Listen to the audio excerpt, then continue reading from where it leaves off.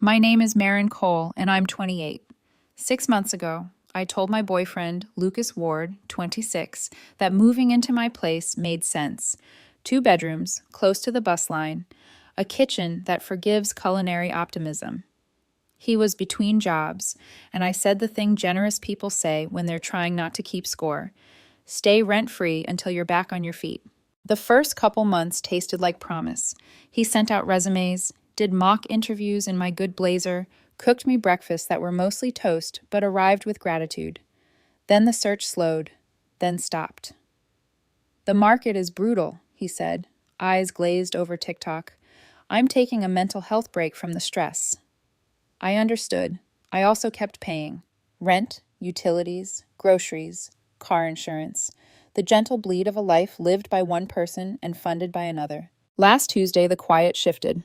Lucas was in the shower, steam curling under the bathroom door, when his phone lit up on my nightstand like a firefly with boundary issues. I don't snoop, but I glanced, like a person reading a street sign to make sure they're still on the right road. Daria, can't wait to see you tomorrow. Antonia, last night was fun. When can we do it again? Renee, you up? Thinking about you. My stomach did that elevator thing, the sudden drop where your body realizes before your mind does. The screen kept pulsing with variations of the same sentence. Some friends included selfies that didn't know what shirts were. I picked up the phone, set it face down, and stared at the ceiling until the water cut off. He came out with a towel and a grin that expected applause. The grin shrank when he saw his phone in my hand. Why are you holding that? He asked, freezing mid-step. It kept going off, I said. Who's Daria, Antonia, Renee? He snatched the phone like it could drown. Did you go through my messages? I saw the notifications. Are you talking to other women? He rolled his eyes so hard I worried for their sockets. They're just friends. Friends who can't wait to see you tomorrow. Friends who say last night was fun. God, you're so paranoid, he snapped, yanking on jeans. Yeah, I have female friends, so what? These aren't friend texts, Lucas. He yanked a t-shirt over his head with the aggression of a man auditioning for a role called innocent. You know what? Whatever. I don't need this interrogation. I'm asking why you're getting flirty texts from multiple women while living in my apartment rent-free. He went still, then someone inside him smiled. Whatever. I don't need you. I have plenty of options. The sentence landed like a coin in a quiet church. I sat with its echo. I thought about every bill I'd paid while he DM'd women who praised his playlists. I thought about the way generosity curdles when it's treated like plumbing, expected to flow on demand. Perfect, I said, voice smooth as a countertop. Then you can use those options for rent, too. Excuse me? You heard me.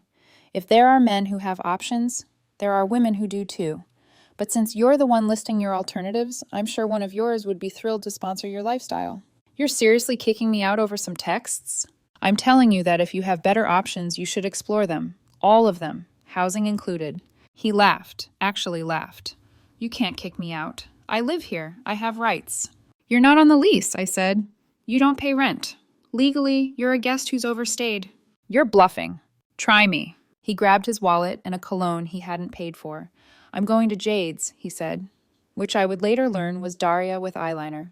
Don't wait up. He slammed the door hard enough to rattle the frames of photos he wasn't in. I sat for 10 minutes balancing hurt and fury like weights in opposite hands. Then I opened my laptop. The internet, merciless archivist of other people's mistakes, had clear language for my exact situation. Guest versus tenant, notice requirements, how not to accidentally turn a boundary into a lawsuit. I read. I took notes. I drafted a 30-day notice to vacate with the sort of professional calm my job had trained into my bones. In the morning, I could get it notarized. And then I got to work. The hardware store still smelled like lumber and apology. I bought boxes and packing tape and came home to the sound of my own resolve. I packed every single thing of his with surgical precision. Clothes, colognes, gaming headset, the 3-tier skincare routine he never used, but insisted was self-care. The decorative throw pillows he'd surprised me with on my credit card. I labeled each box in fat black marker. Lucas, bedroom. Lucas, bathroom. Lucas, kitchen. 23 boxes in all, stacked neatly by the front door like a truth you could trip over. At the bank, a notary with patient eyes stamped my letter. On my way home, I printed a second copy just in case, because the universe respects duplicates. Around 2 p.m., a text arrived. Lucas, hope you cooled off. Be home later to talk. Me, take your time. Your things will be ready. Lucas, what's that supposed to mean? I didn't reply. Some sentences wrought in the light. At 11 p.m., headlights swept the living room. I lifted the blind enough to see Antonia's compact car and Lucas leaning in to kiss someone goodbye. Classy doesn't begin to cover it. Neither does predictable. His key turned. I hadn't changed the locks. Illegal lockouts make heroes into cautionary tales. He stepped into an apartment that had changed shape around him. What the hell is this? He asked. I muted the TV and gestured to the boxes. Your things. Figured I'd help you move to one of your better options. Are you insane? Unpack all of this right now. No, this is my home, I said, standing. You made it clear you have better options. I'm just facilitating your transition. He tore open a box and flung t-shirts like confetti. You can't do this. Actually, I can. I've already given you written notice to vacate. 30 days as required by law. It's on the kitchen counter. He stalked to the counter. The paper weighted like a mirror. He read it, face rearranging. You're serious, he said. Dead serious. You have 30 days to find new accommodations. I'm sure one of your options has a spare room. His eyes filled on cue. Baby, please, you're overreacting. They're just friends. Friends you stayed with last night, I said. Friends who text at midnight about again. Cool. They can be friends who house you too. Where am I supposed to go tonight? Same place you went last night, I said. Daria seemed welcoming. His face went a shade of harvest tomato. I just crashed on her couch. Perfect, she has a couch, problem solved. He cycled through the handbook, yelling, crying, attempts at seduction that felt borrowed from a show with low ratings. None of it moved me. Around 1 a.m., he called someone and put it on speaker. He's being crazy, Lucas said. He packed all my stuff. No, I can't stay here. Can I come back? A pause, then a woman's voice. What do you mean your girlfriend is there? Another pause. My lips tried not to smile. He tried Antonia next, then Renee. Options. Options everywhere, but apparently none at 1 a.m. on a Wednesday. Finally, he called his sister. Celia, I need you to come get me. Yes, now. I'll explain later. Just please come. While he waited, he sat on the floor among boxes he hadn't packed and furiously texted people who wouldn't fix this. I watched TV, then stood to carry a couple boxes to the door. I'm not a monster. I'm just done being a doormat. At 2 a.m., a car idled outside. Celia walked in with sleep-mussed hair and the kind of sigh you save for family. It's 2 a.m., Lucas. What is going on? He pointed at me. She's throwing me out over nothing. She's given you 30 days, I said, handing Celia the top copy of the notice. I'm helping him get a head start. Celia looked from me to the boxes to Lucas. Jesus, Lucas, she said softly. Not again. Interesting phrase, not again. They loaded what they could in 3 trips. I helped carry boxes. On the last, Lucas stood in the doorway and tried for a line he must have practiced in the ride over. This isn't over, he said. I have rights. I'll call the police. Please do, I said. I'll show them the notice, explain you're a non-paying guest, and mention the texts from multiple women. I'm sure they'll be fascinated. He slammed the car door. The taillights cut red across my wall, then disappeared. In the quiet that followed, my apartment felt a size I hadn't remembered. I stood in the center of the living room, breathing air that finally belonged to me again, and slept better than I had in months. The morning after the box ballet, my phone woke up before I did. A flood of messages stacked like falling dominoes. Lucas, please, baby, let's talk. Lucas, you're overreacting. Lucas, I can't believe you'd do this to me. Lucas, you'll regret this. Lucas, I'll sue for emotional distress. Lucas, answer me. I responded to exactly one text. Me, you have 29 days remaining on your notice to vacate. Coordinate pickup by appointment. Everything else stayed unread. Boundaries are a muscle. They shake the first time you use them. That evening, the doorbell concert began. 10 full minutes of insistent ringing, the bell's tired chime turning from polite to panicked. I stayed on the couch, remote in hand, heart steady. Open up, Lucas shouted through the door. I need my things. Come back during reasonable hours with proper notice, I said, loud enough for the hallway camera to catch the words. It's my stuff! Available by appointment. Text 3-time options. I'll confirm one. A male voice chimed in, low and practiced. Just open the door, ma'am. And you are? I asked. I'm her, friend, he said. Tony. Antonia from the texts. Neat, I said, sweet as a lemon. Still not opening at 10 p.m. The neighbors are calling the cops. They left, muttering. The peephole showed Celia tugging Lucas's sleeve like she'd done this before. Day 3. The narrative migrated online. Friends started sending screenshots from Lucas's accounts. According to him, I was a controlling narcissist who trapped him financially, violated his privacy by hacking his phone. I glanced at a lock screen and held his belongings hostage. Captions toggled between heartbreak and heroics. The comments split. You go. King and she's toxic battled with a quieter chorus. Didn't this happen with Trevor too? Lucas, maybe stop moving in with women so fast. Pattern much? Pattern. The word slid into place like a puzzle piece I'd been missing and didn't want to own. Day 4, he tried the lobby ambush. My building's security desk called up. There's a Mr. Ward here, the guard said, tone already weary. Says it's urgent. Please escort him out, I said. He's been served notice and he's not on my lease. Through the glass wall behind reception, I watched Lucas posture, video himself whispering into his front-facing camera about being blocked by gatekeepers.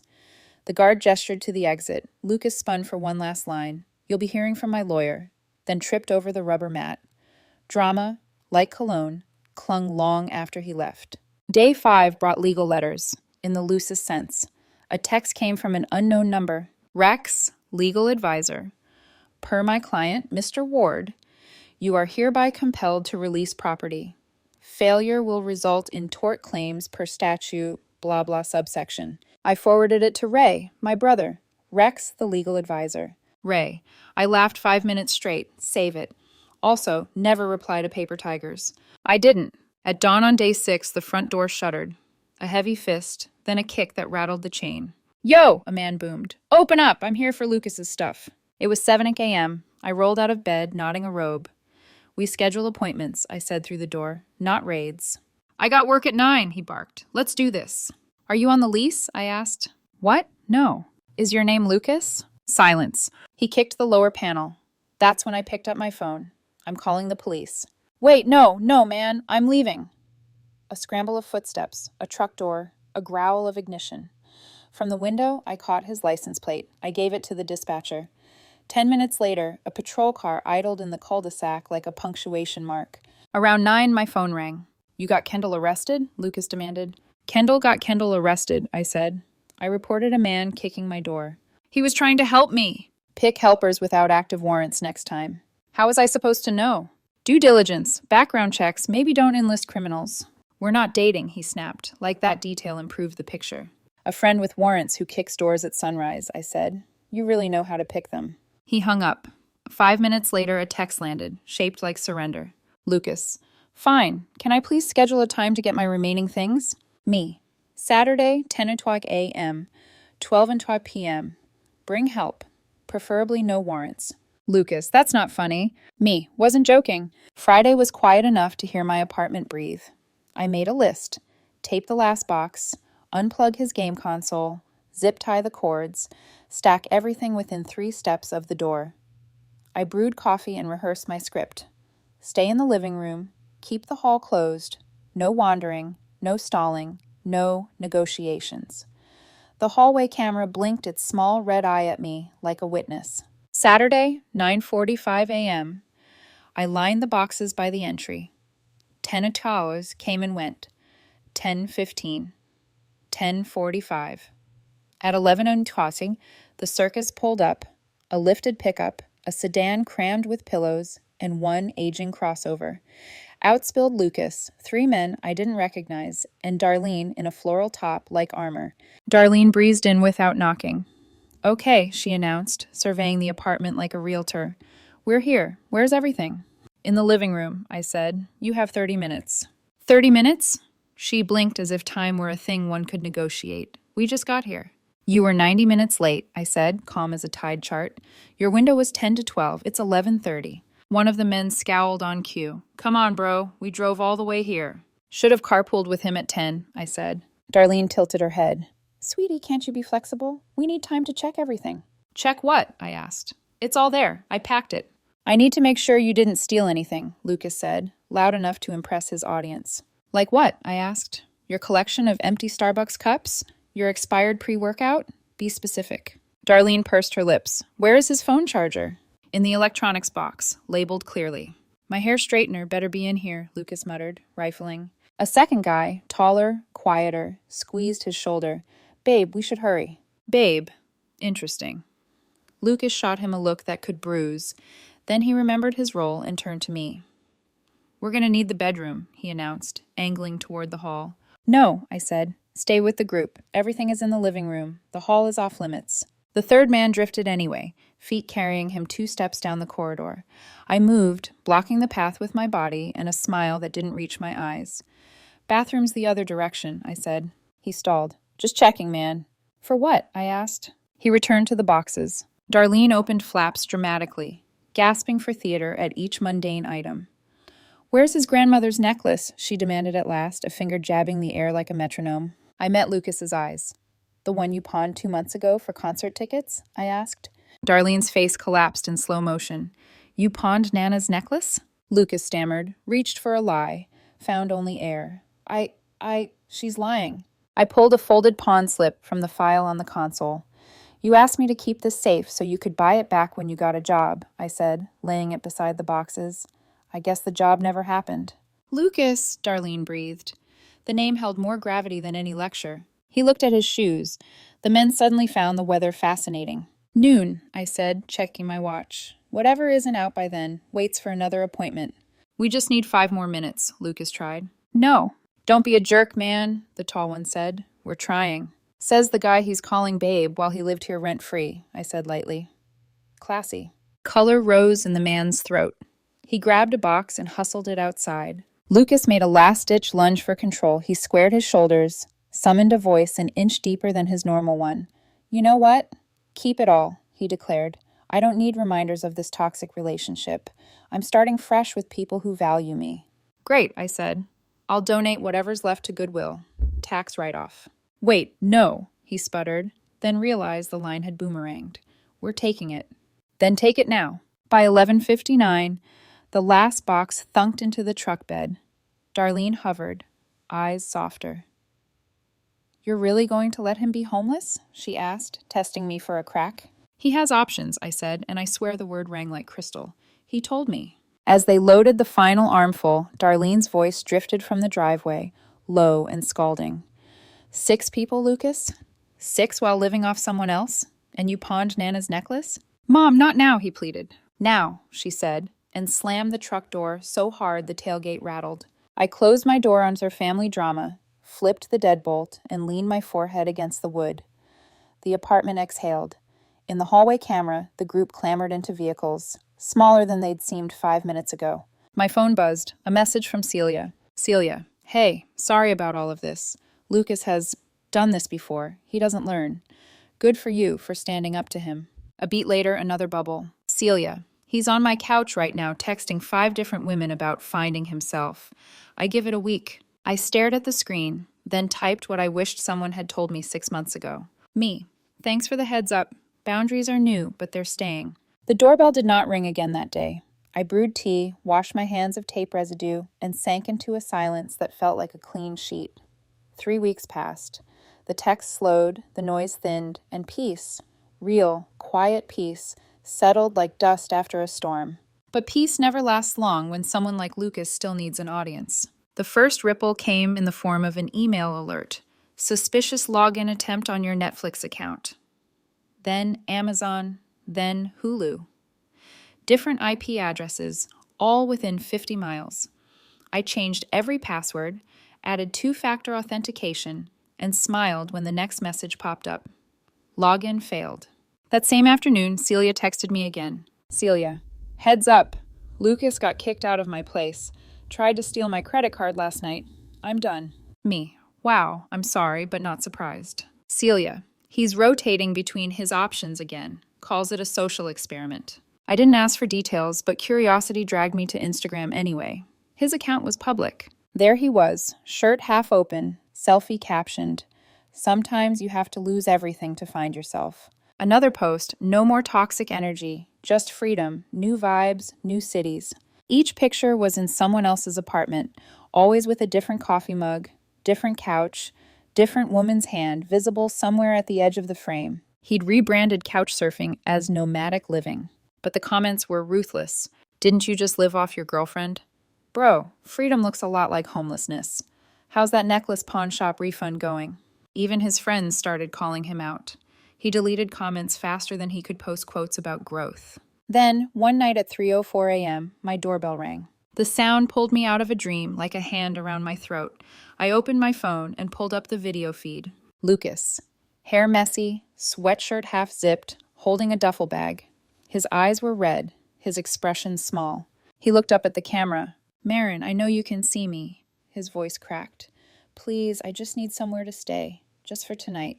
I didn't move. He rang the bell again, then again. Lamar kicked me out. Said I was too much drama. Can you believe that? He gave a weak laugh, the kind that tries to sound casual and lands somewhere between pathetic and tragic. Yes, I whispered to myself, I can. I'm sorry, he said to the camera. Okay, I'm sorry for everything. You were right. I don't have options. I have nothing. He sat down on the steps. For 20 minutes, he stayed there, talking softly into the dark. Every few minutes, he'd check his phone, call someone, mutter, no answer. Finally, he called again, speaker on, voice shaking. Mom, please, he said. Just tonight. I'll get a job tomorrow. Fine, whatever. He hung up, stood, and walked down the street. The camera caught the last of him, a figure shrinking under a flickering streetlight, dragging the duffel like an anchor. I exhaled. The next morning, my phone pinged with a new text. Unknown. Hey, this is Derek. Brooke, Lucas, gave me your number. He said you had his W-2 from when he worked. Can you send it? I stared at it for a full minute. Me. He hasn't worked since he lived with me. Derek. Oh, he said he did freelance stuff. Me. Watching Netflix isn't freelance work. Derek. You were right to kick him out. He's been here 2 days and already started a fight with my girl. Thought he was just crashing. My bad. Me. Not your fault. He makes everyone believe they're the exception. Derek. Not anymore. He's gone. Good luck to whoever's next. Good luck indeed. A few days later, Celia texted again. Celia. Mom picked him up, gave him one last chance, told him he either gets a job or gets out. Me. Think he'll actually do it? Celia. No, but at least it's not your problem anymore. She was right, it wasn't. I spent that weekend cleaning the apartment, not because it was dirty, but because it finally felt mine again. I rearranged the furniture, hung the painting I'd never had space for, bought new sheets that no one else had slept on. I cooked dinner for one, poured wine for two, then drank both glasses because I could. For the first time in months, the silence didn't feel heavy. It felt earned. Monday morning, I woke up to sunlight pooling across the floor and a thought that made me laugh out loud. Lucas used to say, you'd be lost without me. Turns out I was just lost with him. Now I was found. By peace, by quiet, by an apartment that no longer smelled like borrowed ambition. Sometimes people tell you exactly who they are. Lucas did. He said he had options. He just didn't realize I had them too, the best one being freedom. And as for him, he wanted adventure, excitement, endless choices. He got them. I just hope one of his options finally comes with a lease.